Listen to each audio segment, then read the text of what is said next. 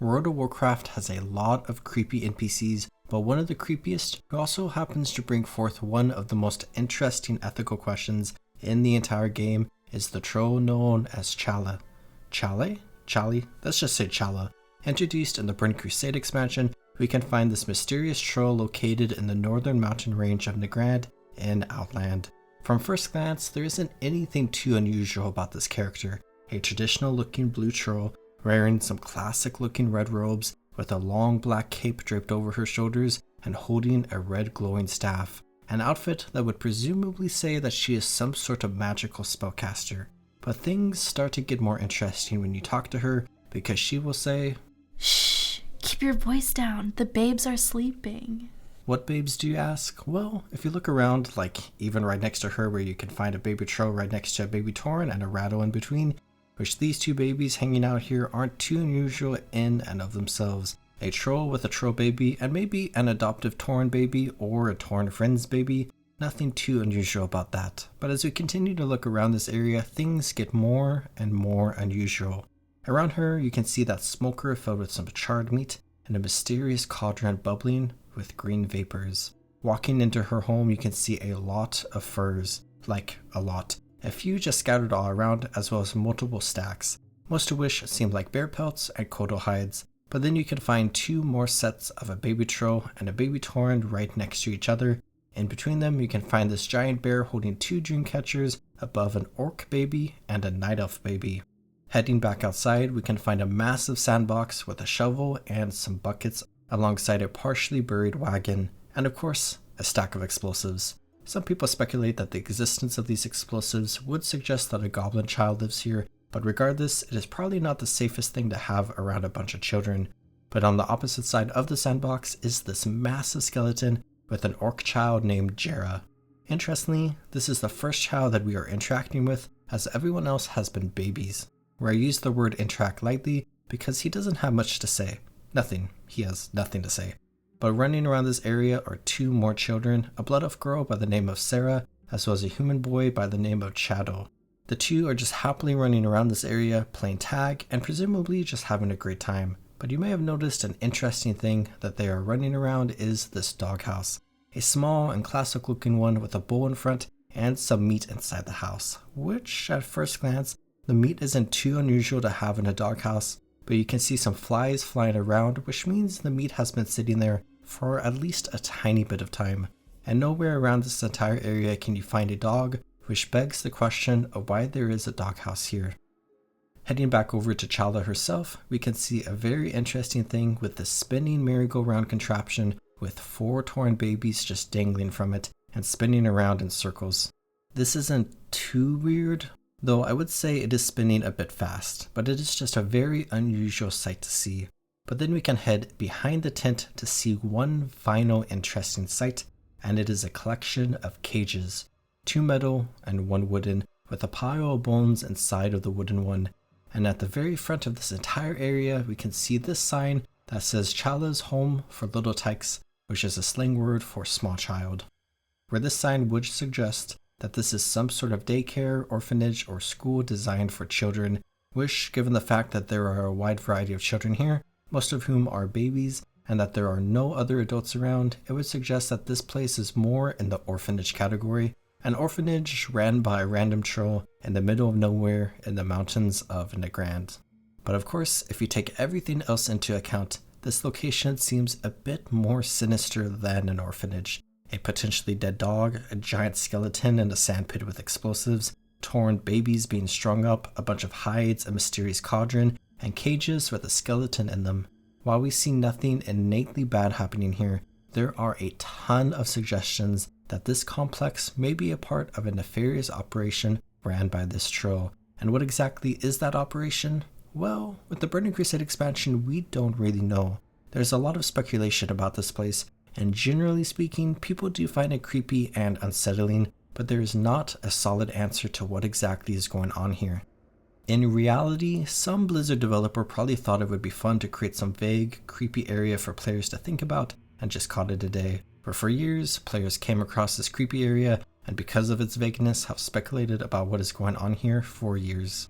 But it isn't until the Warlords of Draenor expansion where we learn more about this area. Of course, Warlords of Draenor is an expansion that takes us to an alternate Draenor set in a time before the orcs originally came through the dark portal into Azeroth. There's a lot of stuff going on in this expansion, but if you head towards the alternate version of Nagrand, we can discover a questline that is connected to what we are talking about here.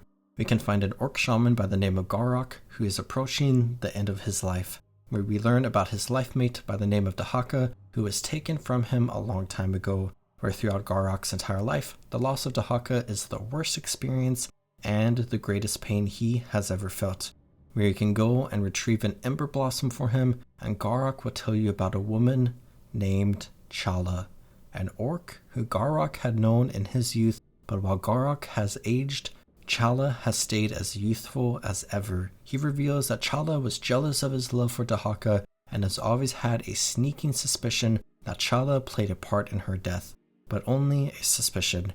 Where you can head to a nearby cave and confront Challe so that Garok can die knowing whether or not that suspicion was correct.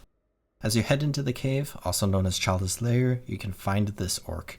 Around her, you can find a bunch of various items, including some cages, a pile of skulls, and another cauldron.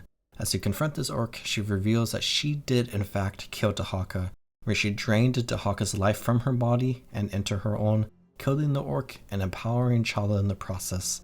As you begin to fight her, she taunts you a couple of times before revealing her true form. She transforms into the same troll model that we can find in Nagrand in the Burning Crusade, but here you strike her down and return to Garok to bring him peace. And that is the end of Challe's story. Well, at least an alternate Draenor. Since the Draenor we explore in the Warlords of Draenor expansion is an alternate one, we can return back to the Outland that is a part of our main timeline, where, of course, the majority of Outland is locked to the events of the Burning Crusade, but we can assume that Challe is obviously still alive to this very day during the events of the War Within expansion, which allows us to speculate some more, because now we know that Challe is a witch, where presumably she is a troll witch who is able to drain the life of others in order to preserve her own life. Whether or not she is a troll can be debated, since it wouldn't make too much sense for there to be a troll native on Draenor, but let's just assume this is what she naturally looks like, since she screams out to cower before her true power as she drops her orcish disguise. Where presumably, over her lifetime, she has killed many people and has taken their life for her own.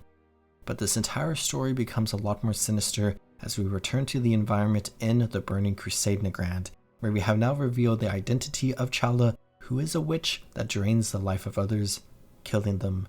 And she has this compound located here, where she is keeping children and babies, essentially keeping livestock for her to sacrifice when she needs to consume more life force.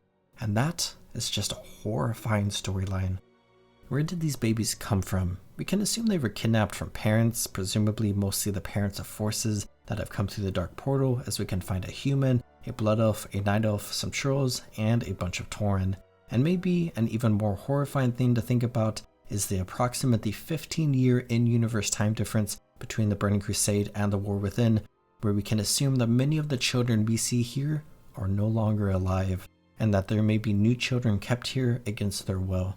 Hopefully, somebody at some point would discover the identity of this troll and come save the day.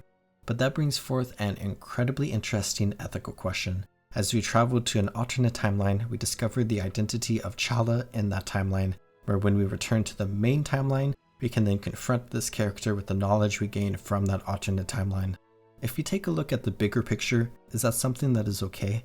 Can we roam through various timelines to find out the secrets of characters in our own and then use those secrets against them?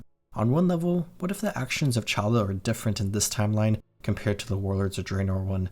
What if she is a witch in Draenor, but in Outland she's actually just running an orphanage and has absolutely atrocious taste in decorating? Probably not, this is probably an evil witch, but what if we went to an alternate Azeroth, discovered Anduin's most humiliating secrets, and then used that against him in our timeline? Some would argue that that may not be the most ethical thing to do, but would it be the right thing to do? Because by discovering Challe's identity in an alternate reality, we can stop her from committing more heinous actions in our own. Regardless of that answer, I think we can agree that this area in Nagrand is an incredibly unsettling location that says so much with so little, and I would personally find Challe to be the single most creepy troll in all of Warcraft. And that's my video. I hope you enjoyed. This is a character that I have always found unsettling since I first discovered her, and she has been a central part of a lot of discussion. I wanted to dive deeper into this character and explore her entire story and speculate about what may happen in the future. If you like this type of video, feel free to check out my recent video about the mysteries of Zuomon. I hope you are taking good care of yourselves. Have a good one, everyone.